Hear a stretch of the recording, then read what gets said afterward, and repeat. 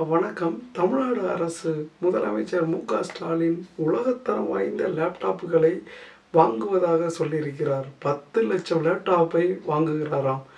ஏன் அவர் நம்ம தமிழரான ஷிவ் நாடார் இந்த HCL கம்பெனியிடமிருந்து வாங்கவில்லை?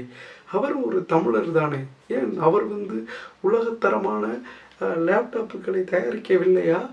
உள்ள மக்களுக்கு கொடுக்கவில்லையா? ஏன் அதை வாங்கவில்லை? இதற்கு கண்டிப்பாக முதலமைச்சர் பதில் சொல்லியே தீர வேண்டும். HCL லேப்டாப் தயாரிக்கிறத ஸ்டாப் பண்ணி 10 வருஷம் ஆச்சு.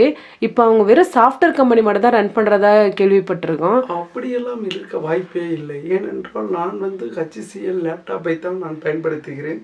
அது இன்னும் வேலை செய்து கொண்டு தான் இருக்கிறது. நான் ஏர்செல் சிம் கார்டை முன்னாடி உபயோகப்படுத்தி கொண்டு இருந்தேன். அந்த கம்பெனியை மூடிய பொழுது அந்த சிம் வேலை செய்யவில்லை. யாருக்கும் கால் பேசவும் முடியவில்லை. அது ஒர்க் ஆகவே இல்லை. ஆனால் என்னுடைய லேப்டாப் மட்டும் ஒர்க் ஆகிறதே. அந்த கம்பெனியை மூடிவிட்டால் அது ஒர்க் ஆகாமல் தான் இருக்க வேண்டும். அது எப்படி ஒர்க் ஆகிறது? நீங்கள் என்ன சொல்கிறீர்கள்? எனக்கு புரியலை. மேம், உங்களுக்கு ரேம் பற்றி ஏதாவது தெரியுங்களா? ரேமை பற்றி என்னிடம் கேட்கிறீர்களா? நான் 2 மாநில ஆளுநராக இருந்தவள், மருத்துவம் படித்தவள். ரேமை பற்றி எனக்கு தெரியாதா? தற்பொழுதுதான் நாங்கள் அயோத்தியில் ராம் டெம்பிளையே கட்டினோம். தற்பொழுதுதான் அதை திறந்து கூட வைத்தார்கள் மோடி அவர்கள். என்னிடம் இப்படியெல்லாம் கேள்வி கேட்கிறீர்கள்?